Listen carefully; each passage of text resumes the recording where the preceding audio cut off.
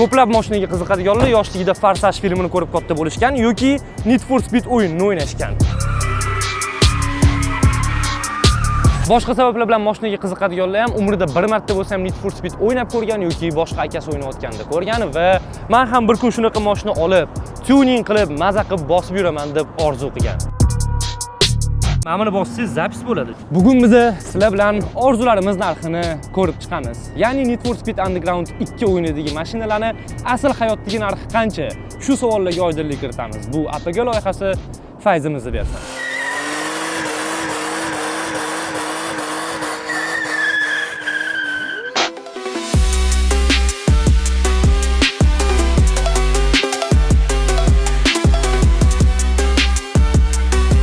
O'yin boshida bizga Rachel Taylor o'zining Nissan 350Z mashinasini berib turadi. O'sha to'q yashil, karbon kapotli, mashinada 3,5 litrli V6 motori joylashtirilgan. Uning hozirgi kundagi narxi 6,000 dan 15,000 dollargacha yoki bundan ham arzonroq yoki qimmatroqga topish mumkin. Bu narxga yaxshi holatdagi Matiz Best'dan 3 tagacha olsa bo'ladi.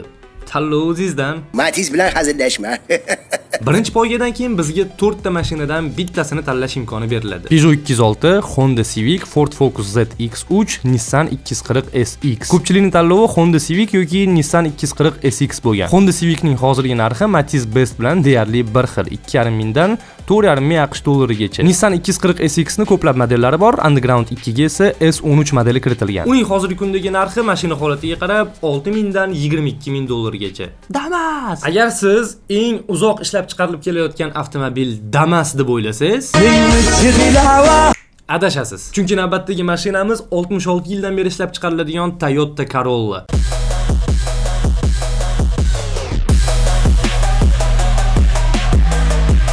Toyota'ning rasmiy saytiga ishonsak, Corolla 2025-yilda ham ishlab chiqariladi. Need for Speed Underground 2 dagi modeli esa 1983-87-yillarda ishlab chiqarilgan. Underground 2 dagi modeli chiqarilganiga 40 yildan oshgan bo'lsa ham, uni narxi 30,000 dollar atrofida, eng arzoni ham 10,000 dollardan qimmat. Tushunishingiz uchun 2025-yildagi versiyasi 22,000 dollardan boshlanadi, lekin Toyota Corolla'ni o'sha eski modeli qimmatligiga asosiy sabab u model juda ham kam chiqqan. Va undan tashqari asosiy sabablardan biri Initial D animesi bosh qahramoni Takumi Fujiwara aynan shu mashinada poygalarda qatnashgan va bu modelning qadrini oshirib yuborgan.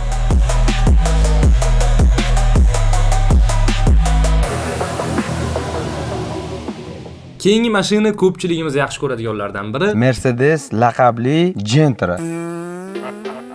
Subaru Impreza WRX STI. O'yindagi drift va oddiy poygalardagi boshqaruv juda ham qulay edi. Tuning qilish uchun potensiali o'yinni birinchi marta o'ynayotganlar uchun ham, bir necha marta qayta o'ynaganlar uchun ham eng sevimlilardan biriga aylantirgan. Subaru Imprezaning hozirgi kundagi narxi 23-26 ming dollar atrofida. Eng qizig'i, bu mashina haligacha ishlab chiqariladi va Subaruning rasmiy saytiga kirsangiz, 2024-yildagi versiyasi ham 2004-yildagi Need for Speed'dagi Need for Speed'dagi 2004-yildagi versiyasi ham bir xil.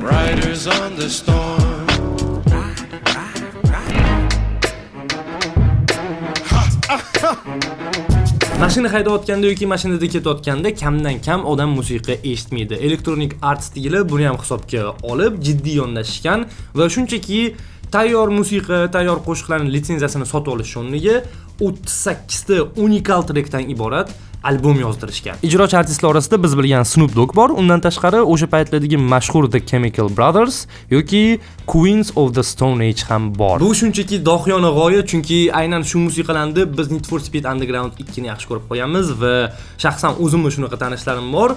Ular haligacha o'sha 2004-yil chiqqan ashullarni mashinasiga qo'yib, haydab ketishi, chill vibe qilishni yaxshi ko'rishadi va bekitib o'tirmaylik, o'zim ham Riders on the Stormni yo'lda eshitib ketaman, lekin mashinam yo'q bo'lgani uchun shunchaki yugurayotganda eshitaman, asosan yomg'irda, chunki yomg'ir ko'z yoshlarni yaxshi bekitadi. Buning uchun Matt Websterga alohida rahmat aytishimiz kerak, chunki u albom yozilishidagi asosiy odam bo'lgan. O'zi shunaqa kichkina detallarga ham katta e'tibor berish doim yaxshi natijalarga olib keladi. Ko'pchilik sujet davomida yoqtirib qo'ygan mashinalardan biri bu 4 silindrli 276 ot kuchiga ega Mitsubishi Lancer Evo 8 edi. jinnisi.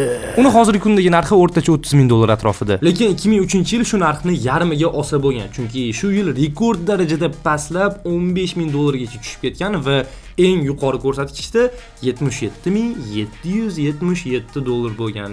Ha, 7 sonni yoqtiradiganlar faqat bizda emas, chet elda ham ko'p. Balki birinchi chet elda boshlangandir bu narsa, keyin bizga kelgandir. Mitsubishi Lancer'ni Toshkentda ham topsa bo'ladi. Qiziqqanlar qidirib ko'rsin. Muhammad Qodir aytishiga qaraganda, uni institutini yonida bo'lar ekan. Muhammad Qodir kim va qaysi institutda o'qishini esa aytmaymiz. O'yindagi eng kuchli mashinalar albatta Nissan Skyline GTR, Mazda RX-7 va Toyota Supra. Menimcha aynan shu uchalovidan birini Underground 2 o'ynaganlar umrida bir marta bo'lsa ham haydab ko'rishni haligacha orzu qilishadi. Orzu qilamiz deylik hammamiz. Nissan Skyline GTRni Farsaj muxlislari juda yaxshi bilishadi. Chunki asosiy qahramonlardan biri Brian O'Connor ham shu mashinani haydardi. Mashinaning hozirgi paytdagi o'rtacha narxi 117 ming dollar. Lekin aynan shu Farsaj filmida Paul Walker haydagan Skyline taxmin qilinchi qanchaga sotilgan? 136 million dollar. Bu pulga non topar damasdan 194 to'si bo'lardi. 25 ta damas! 25 ta damas! Tanlov o'zingizda. Xohlasangiz 112 ta Cobalt Midnight oling. Buni faralari boshqacharoq bo'ladi deb o'ylagandim, lekin yo'q. Bu ham yaxshi variant. Yana bir fakt. Bilasizmi? Need for Speed Underground 2 franshizalar orasidagi birinchi ochiq olamga ega title edi. Ungacha boshqa NFS'larda bunaqa imkoniyat bo'lmagan. Xohlagancha shahar ko'chalarini kezib, yangi poygalarda qatnashib pul ishlash va ularni siz istagandek qilib mashinani yasatish uchun ustaxonalarda sarflash mumkin edi. Aytgancha Need for Speed Underground 2 dagi shahar nomi Bayview edi. Uning konsepsiyasi Las Vegas, Los Angeles, San Fransisko va Ohangaron shaharlaridan olingan.